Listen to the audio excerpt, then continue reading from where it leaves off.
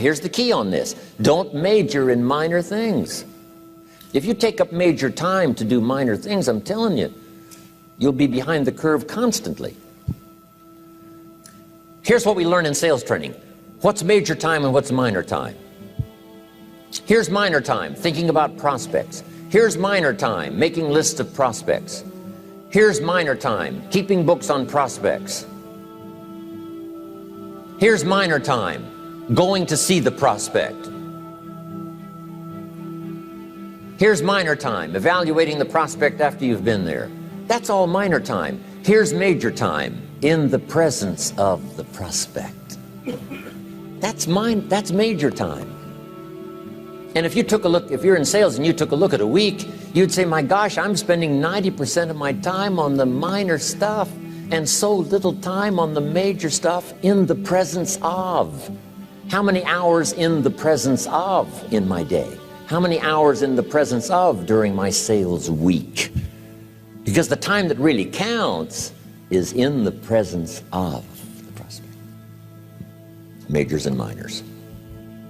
Here's another key time management essential. Don't mistake movement for achievement. It's easy to get faked out by being busy. Guy comes home at night all exhausted, falls in the chair and says, oh, I've been going. Here's the big question. Doing what? It's not the going. Some people are going, and they're doing figure eights. Their progress is small. So don't mistake movement for achievement. Here's another one in sales we learned. Don't mistake courtesy for consent. If somebody's pleasant and they nod, you say, oh, they're going to buy. No, they're courteous. You can't mistake courtesy for consent.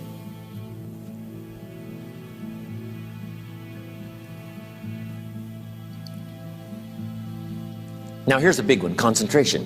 I had to learn this. All those years ago, I'm in the shower trying to compose a letter. Found it turns out to be a strange letter. So here's what I learned to do. Save the work till you get to the office. Save the work till you get to the work.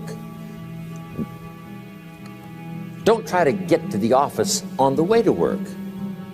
On the way to work, enjoy the way. In the shower, enjoy the shower. Then go to work when you get to work. I found this to be helpful. Concentration. Here's another big one. Learn to say no. I'm telling you, in such a social society we have now, it's so easy to try to be a nice person, saying yes, yes, yes to everything. Find yourself overloaded. Now you got to call and make the, well, gosh, you know, all the time it takes to back out of something that you said yes to too quickly. Here's what might be better. I don't think so, but if that changes, I'll call you. Little things you can use not to overcommit yourself. My friend Ron Reynolds says, don't let your mouth overload your back. It's a good one.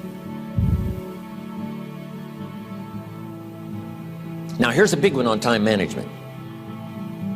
When you work, work. When you play, play. Don't mix the two. Don't work at play. I used to take my family to the beach and I would bring my briefcase.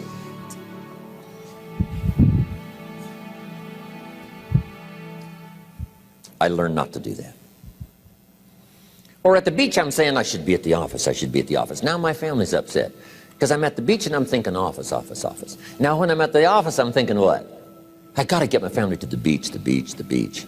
So things are not going too well at the office because I'm thinking beach, and things are not going too well at the beach because I'm thinking office. Here's what I learned to do. At the beach, be at the beach. At the office, be at the office. When you work, work. When you play, play. Don't mix the two.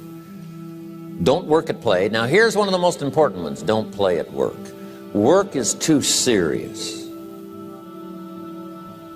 You don't want the reputation of being the office joker. It's not a good one. Yes, there's time for some pleasant stories. Yes, there's time for a little humor.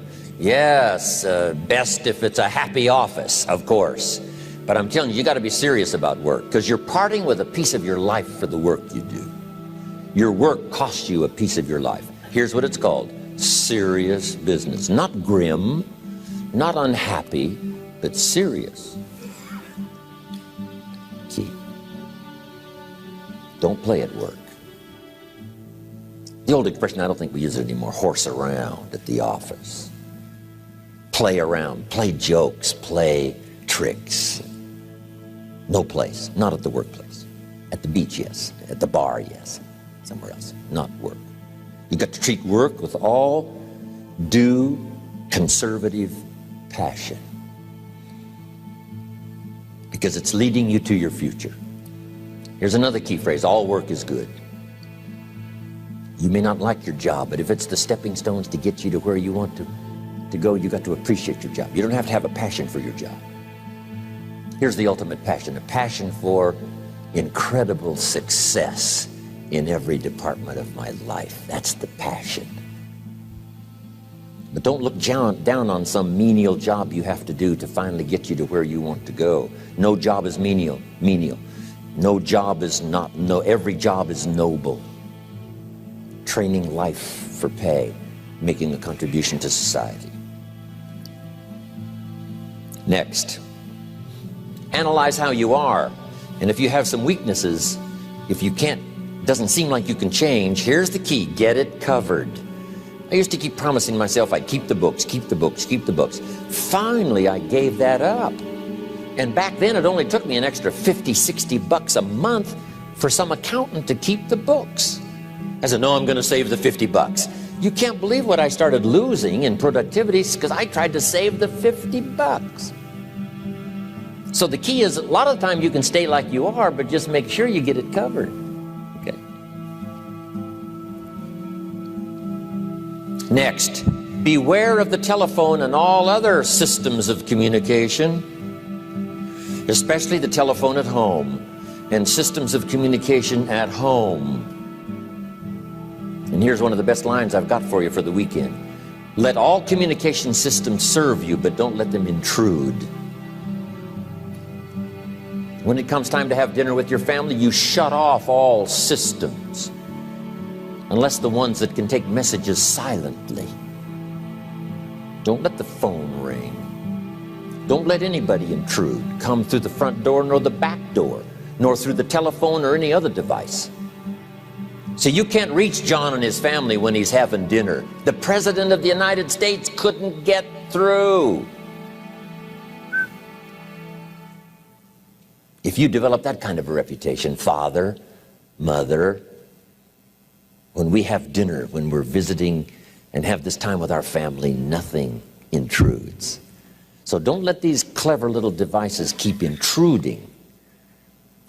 You've got to have a place that's sacrosanct, it's valuable. You don't let anything in for that period of time. Okay. Isn't that good advice? Excellent advice. Here's the next one. Read all the books. You know, I've only got a few notes here on time management, but if you've got some particular challenges, you run a big organization, a big corporation, you've got some challenges, there's plenty of books. Now, here's what's next. Just be more alert to the things that might be stealing your time. Here's why. Time is like capital. You can't let someone steal your seed corn. You can't let someone steal your capital. And you can't let someone steal your time. You must designate your time. And some of the time that you designate, you must not let anyone steal. Casual time, you might let someone intrude and steal a little bit and take a little bit, but not serious time. Key. Next, one of the great time management savers is to learn to ask questions up front. Sometimes you talk to somebody for an hour, and then you ask questions and find out if you would have asked those questions up front, you could have saved yourself an hour. Asking questions up front helps you to get to the problem now. But if you just launch into some discourse, you might waste 30 minutes, waste an hour, when here's what you should have been talking about. After you finished an hour, you say, John, what's really the problem? He said, well, it's something personal. See, that's what you should have been talking about this whole hour. Key. Next, learn to think on paper. Now we're going to take a break. Some ways to think on paper. One, we've covered one. Solving problems. Take it out of your head and put it on paper. Another one is setting goals. Making these lists we've already started. Here's another good way to think on paper. It's a projects book. Each person you're working with and each project you're working on, get a loose leaf binder and a tab and some pieces of paper behind the tab and do a little continual summary of how it's going between you and that person and between you and that project. I call it a projects book. It is so useful to me. But what's going on between you and this person? When you last got together, what did you talk about? And you got a few notes there. Here's what we talked about the last time we got together. Now when you get together again, you can review that so you'll know better what to talk about. When the president gets ready to travel and he's going to meet some important people, guess what they bring him? All these briefing books. Right? The last time you were with Khrushchev, Kennedy is informed. Here's what he said and here's what you said. Kennedy said, oh, that's valuable. I need to remember that. If a person is important, it's worth a little running account. You might even have a projects book for your children. Here's what's happening between me and my child.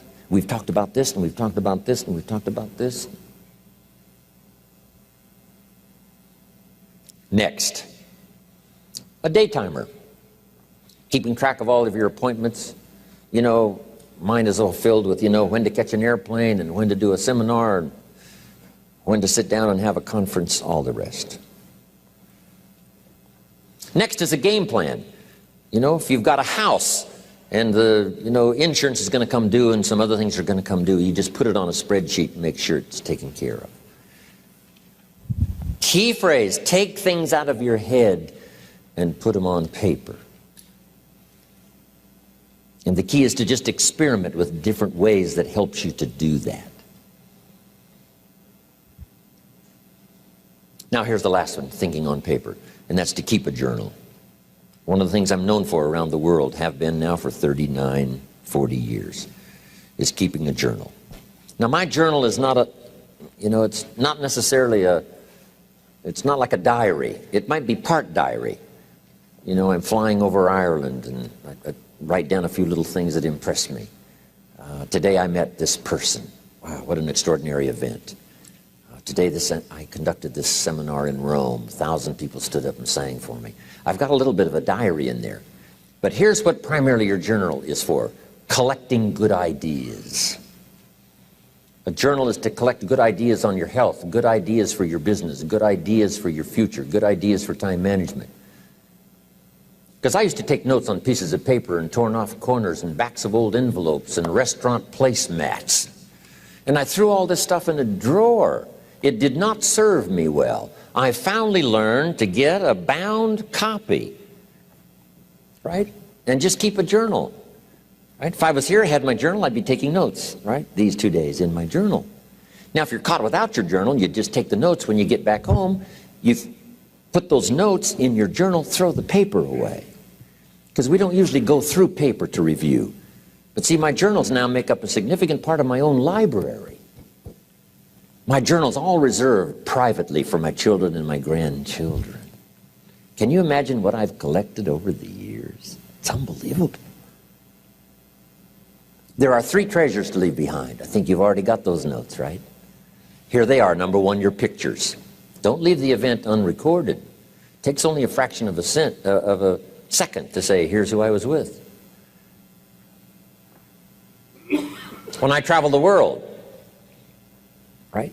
We take all these pictures, and here's one of the gifts. People send me the pictures they took of me and them. It's part of the treasures I have on the farm. Incredible. A picture's worth 1,000 words to describe the scene, the emotion, what happened. Say, wow, this was an extraordinary day for me when I met these people. Here's what they told me happened to them when they went to my seminar 10 years ago. Wow, the drama comes back if you've taken the pictures. It's one of the treasures to leave behind when you go. Remember the old photographs that we have now of, 100 years ago, 70, 80 years ago, just a few photographs? What would it be like if you had thousands of photographs of the past, of your history, your mother, your father, right? Grandparents?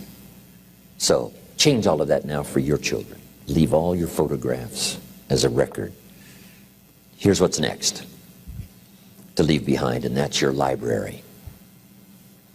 The books that changed your life, the books that changed your health, the books that rescued you from oblivion, the books that you passed on to other people, they were so exciting for you, the books that made you financially independent, the books that developed your leadership, the books that gave you wisdom to ponder when things were tough, the books that got you through the winter, the books that helped you to plant in the spring and harvest in the fall.